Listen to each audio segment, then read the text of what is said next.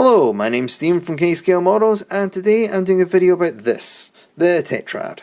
So, you're probably looking at this and going, that profile looks familiar. Well, you'd have seen it in the last video if you had stayed to the end.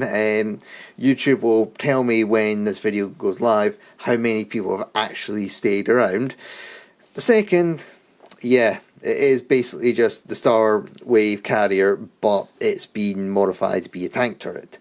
Basically, when I put the Starbeam up on Facebook, at first someone came back and said that would make a cool tank turret. Kind of see, but yeah, there's some difficulties in it. So that's basically where the turret of this thing came from.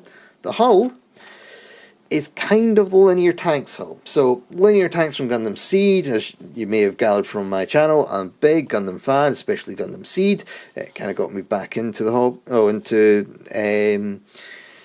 Gundam, and Gundam Low, of course, got me into the hobby of making Gunpla. So anyway, yeah, there has been some modifications because I didn't want to just use the straight hull. So I have modified the tracks, the pods, the front hull here, especially the lower glacis. Lower glacis on this is very angled. I've made it more square. Be honest, the linear tank's probably going to take a hit better than this thing, but yeah, wargaming and all that, they don't really care if it hit the lower glacis or what. Anyway, so a couple of things I just want to go over with this. First, before I go over the paints, this thing is, well, I call it a self-propelled gun because, yeah, it's got these big 4 cannons. Now, I would have liked to make this thing an anti-aircraft gun, but I couldn't think of a way of getting these to elevate. So unless the target is on the horizon, this thing isn't going to be able to shoot it. So that's my big concern. So that's why I'm calling it an SPG. My thought is that these bits here will let this sort of rotate up and down a little, but you're probably not talking a huge sort of elevation. However, it's sci-fi, you can do what you want. Now, on the construction of this, I'll just go through this one first. So this is the 1/44th scale version. There's 2 versions. This is the 1/285, so that's more for Battletech scale, and I'll explain more about that in a second.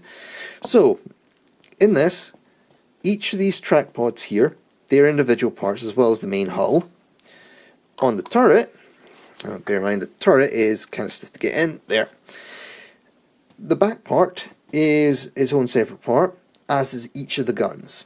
So there's 2 types of guns because of the way that the Starbeam was originally designed to have a lower and upper catapult system. So yeah, these do have separate bits. They will be described in the manual, so you will be able to work it out. For this one, the little 285th, this is just 2 parts. It's the hull, it's the turret, and they will click together. So, why did I split them up? Well, these barrels are hollow, and if you are trying to print something that's hollow like this, how do you get the resin out the bottom? Well, the only way to do that is to basically have a hole either end and just blow it out with an airbrush or poke it out with a stick or something. So, yeah, that's why these are individual. Now, I couldn't do that on this. It's too small. It's just not going to work. So that's why in the case of the little one, it's just a solid turret, and you're just going to be very careful to make sure you get the resin out of the bits in between. So, yeah. Now, going on to the colours, there's a couple of ones. So I'll bring this in. So this is... this is the big one that I use when I'm painting to hold all my Vallejo paints. So I'm going to go over this one first. Actually, no, I'll go over this one first because this will be easier to do. So, we've got Gunship Green and Green Extra Dark Green. So, yeah, that's the 2 that were used in this. So, that area is dark green, that's the Gunship Green. And I've kind of two-toned it all over. The bits here that you can see that are sort of darker, that is panel wash. So this stuff again does have its own holder.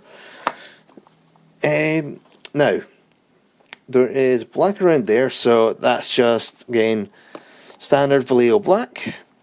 And then the barrels are oil silver, as well as a little sensor up here.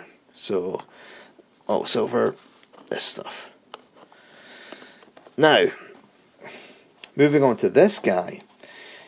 This is where I get a bit of a problem. You see, when I was doing this guy, the little one, I was using the greens, and I was thinking, oh, I'll use the dark green again for this. Except, what I was finding a lot with Vallejo paints is the pigments were separating from each other. So, I was going and trying to paint something, mix up the paints, paint things, go back with my brushes, dry, need more paint, and everything had separated out.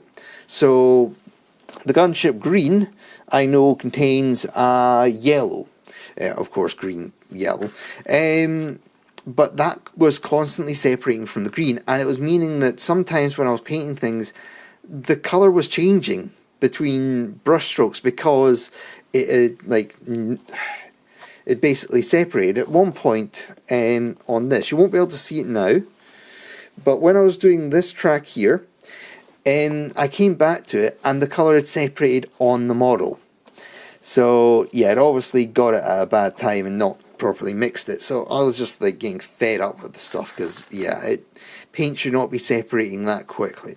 So for the green, I use olive drab, just Tamiya olive drab. Standard, it goes on the side of a Sherman. I put it on the side of a British tank just because, but yeah, I know that's not technically accurate. So that's where all this green came from. It was the, oh, I should really put it back there. That was all the Tamiya green.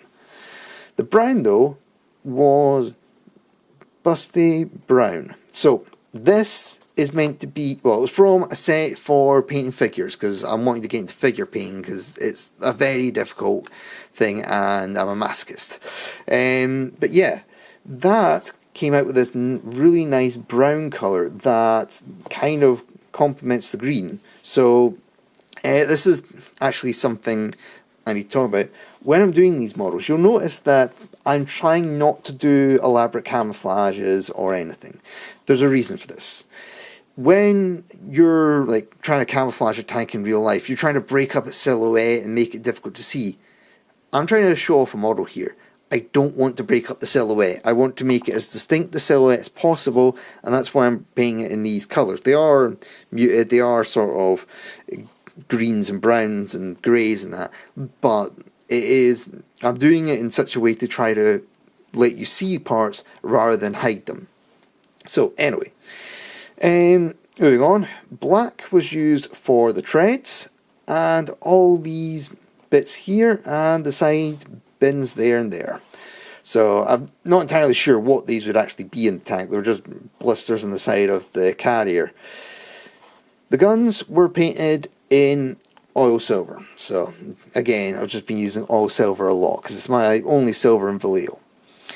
Now this is where things get a little interesting. You see all these bits at the front. I thought, well, a nice orangey silver colour would be nice for those. So I mixed the orange and the silver together, and that came out actually golden. I wasn't expecting it to be golden. Again, I'm not an artist. I don't know like all the combos of paints to make things certain things. I was just looking for a sort of sparkly orange, and that turns out to be sort of gold. So now I know that, I'll know how to mix them on gold in the future. But yeah, that is all the bits I used, and of course all the bottom bits as well have been painted gold. So, oh, and yeah, I've also painted the little sort of direct vision ports gold as well. I'm trying to make it look like anti-glare. So yeah. Okay, well let's get these out of here, and I'll actually do a spin around with these because yeah, I've not done that yet. Okay, so let's start off with the big boy. So, side view, front view, other side, and rear. I'll actually put photographs up at the end, you know me. So, yeah, that's him. So, front, side, rear, other side, back to the front. So, yeah. Now, when I was making these, I was asking the community what sort of scale do people want them, and 285 came up, because that is Battletech scale. That's a very common scale for sci-fi sort of armoured warfare. However, being that I'm from Gunpla, 144th, I had to go make this thing in 144th as well. So that's where this one came from. It's up to you. You can scale it around. You just need to be aware that the pegs or the bits here might not fit together well. You might need to sand the turret, or you might need to put a bit of glue in there because it might be a bit loose. This one's a bit too tight, to be honest. This one's fine for the sort of clearance. I don't know what's going on there because they should be the exact same clearance, but anyway, I'd like to thank you for watching, and if you got any other ideas for things to do, please put them in the comments below. For now, thank you for watching.